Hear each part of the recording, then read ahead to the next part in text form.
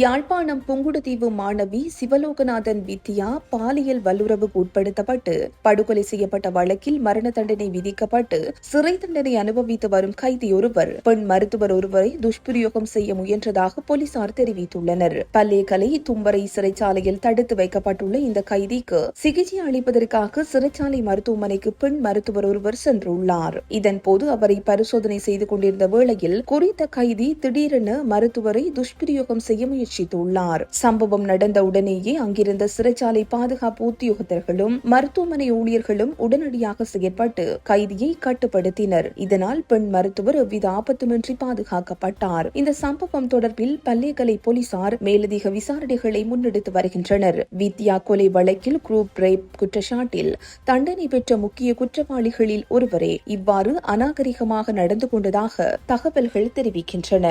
இந்த செய்தி உள்ளிட்ட மேலதிக விரிவான செய்திகளுக்கு www.behindmenews.org என்ற எமது இணைய பக்கத்தினை பார்வையிடவும்.